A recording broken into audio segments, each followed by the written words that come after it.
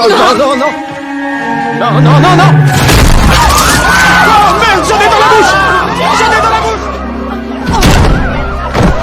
Cette femme est morte dans son bureau pendant une semaine entière, et personne ne s'en est rendu compte. Quelques minutes plus tôt, Marjorie est entrée dans le bureau de sa patronne pour lui faire signer des documents. Mais elle a remarqué que sa patronne était assise là, complètement immobile. Elle a pensé que sa patronne était simplement trop concentrée sur son travail. Alors elle lui a parlé à plusieurs reprises, mais elle n'a jamais obtenu de réponse. La réceptionniste a senti que quelque chose n'allait pas. Elle a suspecté que la patronne avait peut-être eu un AVC, mais la porte du bureau était verrouillée. Ils ont dû appeler immédiatement les pompiers. Les pompiers sont arrivés et ont frappé à la porte sans arrêt, mais il n'y avait toujours aucun mouvement à l'intérieur. Finalement, ils ont dû forcer la porte. Cependant, au moment où la porte s'est ouverte, tout le monde est resté figé. La femme était déjà morte. Et le plus effrayant, personne n'avait remarqué qu'elle était décédée depuis plusieurs jours, car le bureau avait une porte vitrée transparente. Les employés ont expliqué que la patronne était toujours très occupée par son travail. Elle restait souvent assise toute la journée, même quand quelqu'un la saluait. Elle ne répondait souvent pas. Les secouristes ont ensuite examiné le corps et confirmé l'heure du décès. Mais alors qu'ils s'apprêtaient à déplacer le corps, un incident s'est produit. Quand un secouriste a essayé de tirer son bras en arrière, il a découvert que le bras ne pouvait pas bouger. Un autre secouriste est venu l'aider. Mais pendant qu'il tirait, la femme a soudainement perdu l'équilibre et est tombée. À cause du temps écoulé depuis le décès, le corps avait déjà subi des changements. Cette scène a plongé tout le monde sur place dans la panique. Certains se sont même évanouis sur le coup. Après examen, ils ont découvert que sa chute avait causé des lésions cérébrales. Les secouristes se sont ensuite préparés à l'emmener à l'hôpital. Et un pompier a également dû les accompagner.